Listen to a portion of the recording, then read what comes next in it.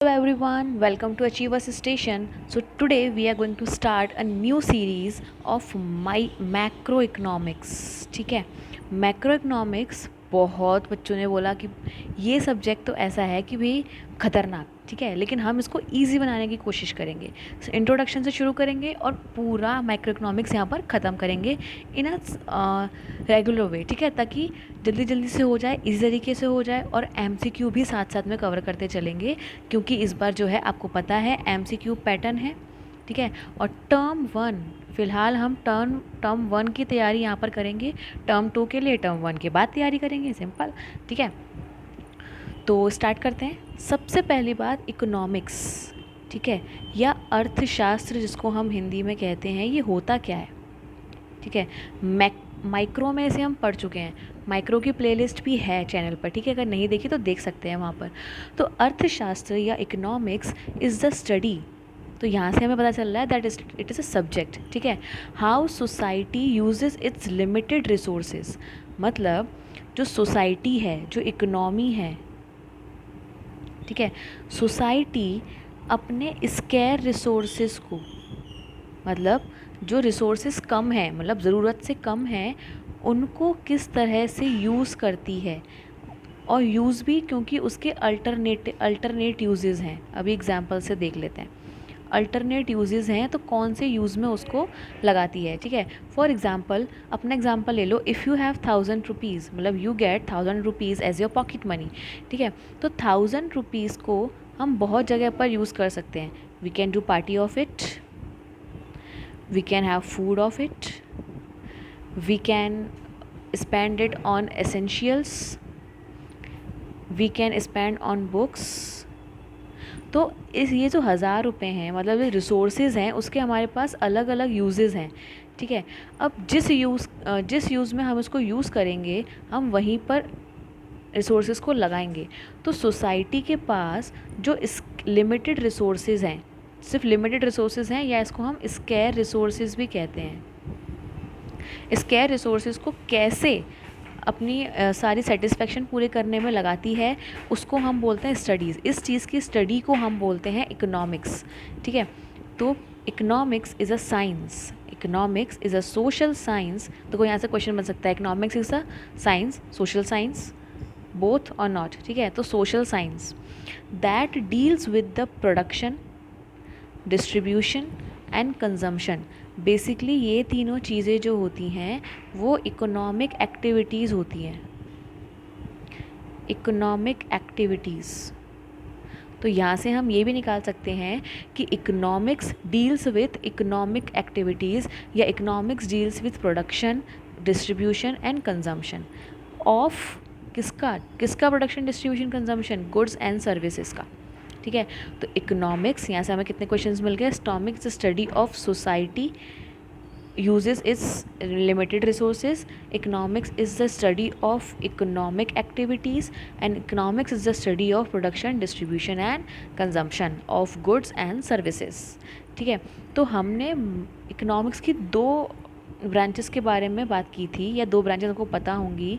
One is micro economics and second is macro economics, ठीक है. इनका डिफरेंस हम ज़रा देख लेते हैं.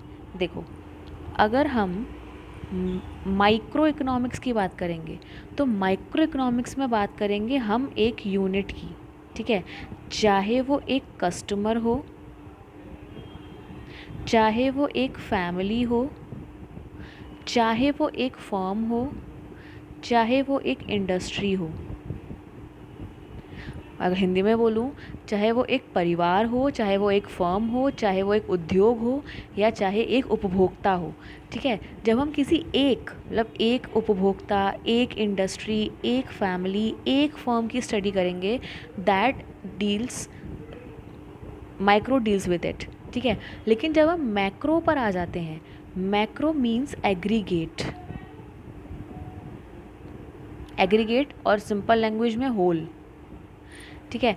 तो मैक्रो इकोनॉमिक्स पूरी इकोनॉमी की से डील करता है कि भाई पूरी इकोनॉमी में जो इनकम है, इनकम ऑफ द इकोनॉमी, मतलब पूरी कंट्री की economy, consumption of all the whole country, national income, unemployment, GDP, inflation मतलब प्राइस लेवल। तो जब हम एक पूरी इकोनॉमी की बात करेंगे वो मैक्रो इकोनॉमिक्स में लाई करेगा, और जब हम किसी एक यूनिट की बात करेंगे वो माइक्रो इकोनॉमिक्स में लाई करेगा। आई होप चीज़ें समझ में आ रही होंगी। ठीक है, एक और डिफ्रेंसिएशन है हमारे पास माइक्रो इकोनॉमिक्स और मैक्रो इकोनॉमिक्स में। ठीक है, देखो माइक्रो, देखो माई छोटा, मैं बड़ा, ऐसे याद कर लेना, मैं बड़ा। ठीक है, डिमांड और सप्लाई की बात करता है माइक्रो, लेकिन employment in the economy, total employment the economy की बात करता है। अगर लेबर की डिमांड और सप्लाई की बात करेंगे तो माइक्रो, और पूरी इकोनॉमी में अनएम्प्लॉयमेंट की बात करेंगे तो मैक्रो। ठीक है, study of decision made by individual and businesses, मतलब इंडिविजुअल लोग और बिजनेस जो डिसीज़न ले रहे हैं वो हम माइक्रो में स्टडी करते हैं, और गवर्नमेंट ऑफ द कंट्री जो डिसीज़न ले रही है वो हम मैक्रो में डील करते हैं। ठीक है, माइक्रो डील्स करता है हाउस होल्ड या फर्म के डिसीज़न से, और मैक्रो डील करता है behaviour of the entire economy. पूरी एंटायर इकोनॉमी की बात करें, पूरे एंटायर इकोनॉमी के जो बिहेवियर है उसकी बात करता है मैक्रो इकोनॉमिक्स। ठीक है, अब individual behaviour, individual market behaviour की बात करता है माइक्रो इकोनॉमिक्स, और टोटल इकोनॉमिक एक्टिविटीज़ की बात करता है, टोटल इकोनॉमी में जो एक्टिविटीज़ हो रही हैं कौन सी इकोनॉमिक एक्टिविटीज़, उनके बारे में बात करता है macroeconomics. Simple as that. ठीक है, ये है बॉटम अप अप्रोच और ये है टॉप डाउन अप्रोच। इसका मतलब क्या है इसको देखते हैं। देखो, एक इंडिविजुअल है, मतलब बहुत सारे इंडिविजुअल हैं। ठीक है, और ये सारे मिलकर एक इकोनॉमी बना रहे हैं। सिंपल है ये तो, है ना। बहुत सारे इंडिविजुअल हैं, कंट्री में बहुत सारे लोग हैं, और ये मिलकर जो है इकोनॉमी बना रहे हैं। ठीक है, तो हम यहाँ से यहाँ की तरफ जाते हैं। ठीक है, अगर हम पूरे होल की स्टडी करेंगे, मतलब इंडिविजुअल से पूरी इकोनॉमी की स्टडी करेंगे, तो वो हो जाएगा microeconomics, bottom to up. ठीक है, मतलब जो इकोनॉमी है हमारी उसके जो अलग अलग एस्पेक्ट हैं, फर्म है, हाउस होल्ड है, गवर्नमेंट है, इंडिविजुअल है, इंडस्ट्री है, उसकी करेंगे। मतलब बॉटम से अप की तरफ, मतलब एक एक की स्टडी करेंगे तब इकोनॉमी की स्टडी करेंगे, दैट इज़ माइक्रो इकोनॉमिक्स।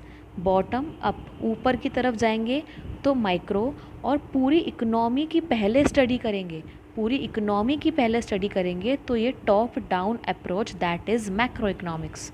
समझ आई बात? रिपीट कर देते हैं कि भाई ये हमारी इकोनॉमी है जिसमें बहुत सारे इंडिविजुअल्स हैं।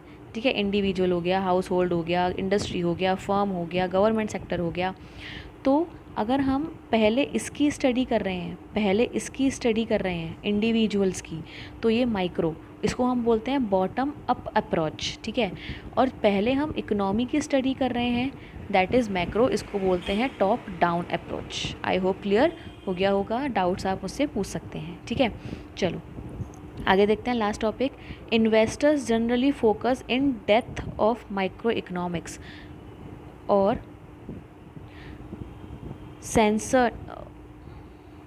Seasoned investor pay little attention to macroeconomics. मतलब जो इन्वेस्टर्स हैं, इन्वेस्टर्स जो इन्वेस्ट करेंगे पैसा किसी कहीं पर भी, किसी भी फर्म में, किसी शेयर पे, कहीं पर भी, तो वो एक इंडिविजुअल को देखेंगे। मतलब जिस फर्म में या जिस कंपनी में या जिस इंडिविजुअल को वो पैसा दे रहे हैं वो उसकी बात करेंगे। ठीक है, तो वो माइक्रो इकोनॉमिक्स की स्टडी करते हैं। इन्वेस्टर्स माइक्रो यूनिट की स्टडी करते हैं, उसके हिसाब से वो इन्वेस्ट करते हैं, और उनका ध्यान मैक्रो इकोनॉमिक्स में कम होता है, क्योंकि उन्हें पूरी कंट्री में थोड़ी ना पैसा लगाना है, उन्हें जस्ट एक इंडिविजुअल में पैसा लगाना है, और वो इंडिविजुअल या फर्म है, कंपनी है, जो भी है, वो उस पर ध्यान देंगे। तो इन्वेस्टर्स का ध्यान होता है माइक्रो इकोनॉमिक्स पर। ठीक है, चलिए देखो, ये रहा इंडिविजुअल है, हाउस होल्ड है, ठीक है, एंटरप्राइजेज है, ये तो हो गया माइक्रो में। और अगर हम पूरे होल कंट्री की बात करेंगे, कंट्री में सब लोग आ गए, तो ये हो जाएगा मैक्रो इकोनॉमिक्स में। ठीक है, तो आई होप क्लियर हो गया होगा। So what we did, Macroeconomics is defined as a branch of economics which studies economic issues or economic problems at the level of an economy as a whole. यहाँ ध्यान देने की ज़रूरत है, at the level of the economy as a whole. ठीक है, वो तो इंट्रोडक्शन था, हमारा मेन मैक्रो यहाँ से शुरू हो रहा है। ठीक है, लेकिन फर्स्ट चैप्टर अगर हम देखें तो मैक्रो इकोनॉमिक्स और माइक्रो का डिफरेंस ही है मेन। ठीक है, और it is different from micro economics, ये माइक्रो इकोनॉमिक्स से अलग है। ठीक है, अच्छा इसमें एक और टर्म आता है हमारे पास, माइक्रो इकोनॉमिक्स पैराडॉक्स।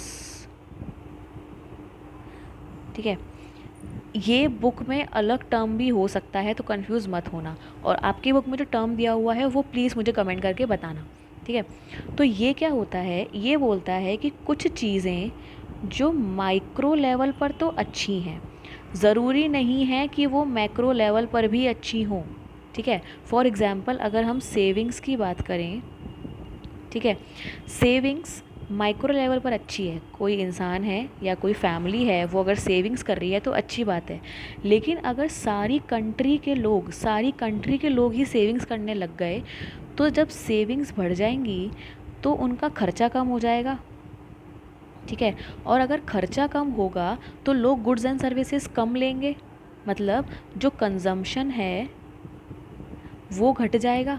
ठीक है, और कंजम्पशन कम होने पर जो मैक्रो लेवल की जो फर्म्स एंड इंडस्ट्रीज़ हैं उनमें मंदी आ जाएगी।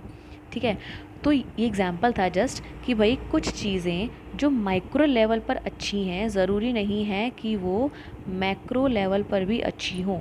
इसको हम macro paradox, micro economics paradox, macro paradox और अलग अलग नामों से जानते हैं। लेट मी नो कि आप जो बुक पढ़ रहे हो उसमें ये किस नाम से है। ठीक है, आज का लास्ट टॉपिक करेंगे स्कोप ऑफ मैक्रो इकोनॉमिक्स। अच्छा, स्कोप का मतलब क्या होता है? स्कोप का मतलब होता है इन अ सिंपल लैंग्वेज कि हमें क्या पढ़ना है या उस विषय के अंदर क्या क्या आता है, what is in the subject. ठीक है, उसको हम स्कोप बोलते हैं। तो हम क्या क्या पढ़ते हैं मैक्रो में हम पढ़ते हैं national income and related aggregates. National income के बारे में पढ़ते हैं, इंडिविजुअल इनकम के बारे में नहीं पढ़ते हैं। Employment, theory of employment, theory of money, जो कंट्री में मनी सर्कुलेशन है, मनी सर्कुलेशन। ठीक है, प्राइस लेवल की बात करते हैं, इन्फ्लेशन हो रहा है, डिफ्लेशन हो रहा है। इन्फ्लेशन का मतलब है महंगाई, डिफ्लेशन का मतलब है मंदी, सस्ताई। ठीक है, रोल ऑफ गवर्नमेंट, मतलब गवर्नमेंट बजट के बारे में पढ़ते हैं क्योंकि उसका इफ़ेक्ट पूरी कंट्री पर पड़ता है। ठीक है, एंड हम बात करते हैं बैलेंस ऑफ पेमेंट की, exchange rate and balance of payment. ये बता देती हूँ क्या होता है, वैसे इसका पूरा चैप्टर है अभी आगे।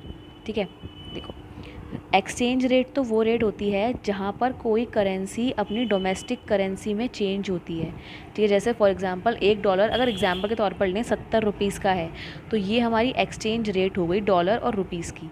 ठीक है, और बैलेंस ऑफ पेमेंट क्या होता है, हमें पता है कि इम्पोर्ट और एक्सपोर्ट करती है हर कंट्री। तो इम्पोर्ट और एक्सपोर्ट या जो भी ट्रांजैक्शंस होते हैं एक कंट्री के, सपोज़ इंडिया की बात करें, इंडिया के बाकी सारी कंट्री से जो ट्रांजैक्शन हो रहे हैं उसका बैलेंस होता है बैलेंस ऑफ पेमेंट। तो इसकी स्टडी भी हम मैक्रो इकोनॉमिक्स में करते हैं। So this was the introductory class. इसमें हमने क्या पढ़ा, that what is economics, what is macroeconomics and what is microeconomics and their differentiations।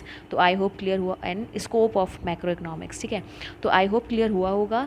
If you have any doubt and any suggestion you can ask me in comment box and please let me know your valuable feedback. और आगे की videos के लिए, क्योंकि हमें पता है पूरा सिलेबस हम यहाँ कवर करने वाले हैं टर्म 1 का विद द MCQs। ठीक है, तो please like, subscribe and press the bell icon. Bye bye, take care.